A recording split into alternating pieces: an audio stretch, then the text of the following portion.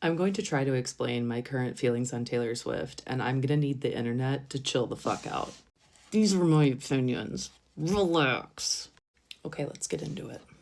I am someone who identifies as a former Swiftie. I spent a lot of money to go to the Eras Tour in the summer of 2023. I've been listening to Taylor Swift's music since I was 13, 14. But the Eras Tour did something to me. It is when I first realized that Taylor Swift is not a person, she is a business. And so over the last couple of years, that has gotten me thinking about kind of just the way that I view her, and especially how I view the incredibly successful parasocial relationship that she has garnered with her fans. That, just for what it's worth, I do not feel that I have. I don't say that as a holier than thou thing. I say that because I just don't think I ever became that big of a fan to get to that level.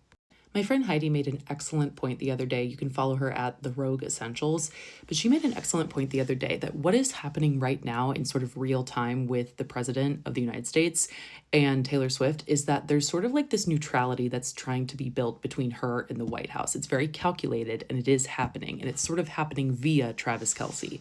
Let's also just take a really quick second here to recognize and understand that the NFL is one of the most racist and conservative institutions that we have in America. One of my closest friends, her husband used to play in the NFL, it is.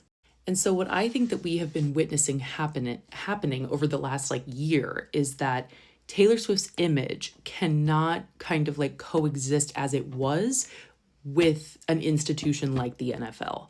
So her image has to change in some capacity.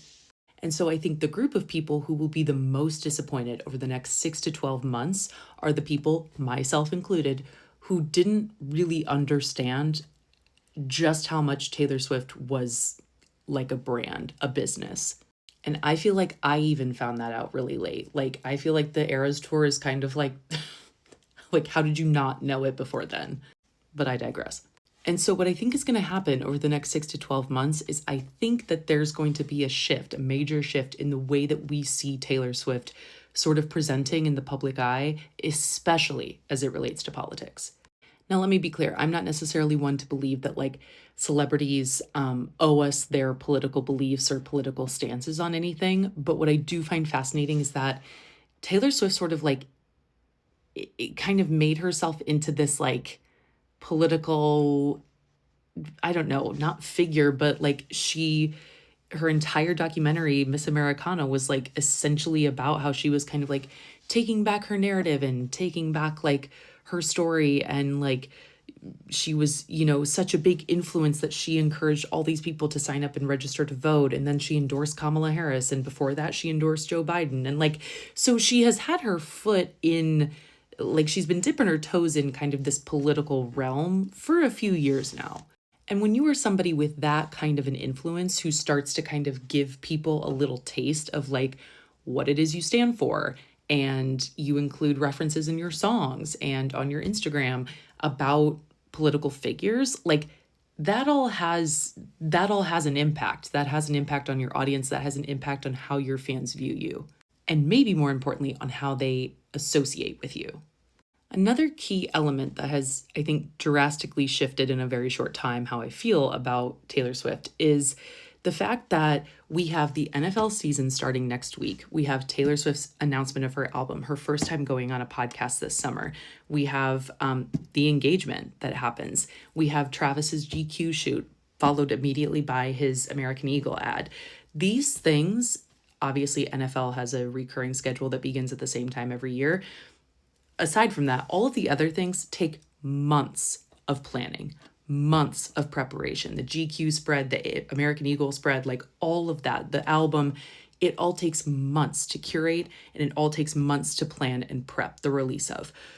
So, forgive me for thinking that it's a little weird that someone's engagement, I don't really care if you're a celebrity or not, your engagement is kind of lumped in with this broader kind of marketing plan.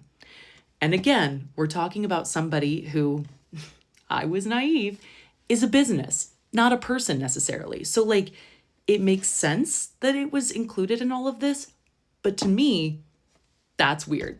I don't like that. That's bizarre. But like, we live in an attention economy. Like, our attention is arguably our most valuable resource that we have right now. And what Taylor Swift and Travis Kelce are incredibly good at doing is taking that attention and sort of just putting it over here towards whatever they want you to look at.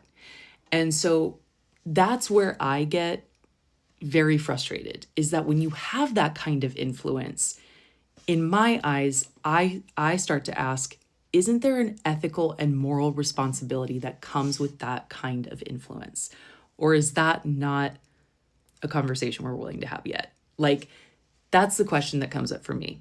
So anyway, thank you so much for listening. This is my dissertation on why I can't be classified as a Swiftie anymore. Goodbye.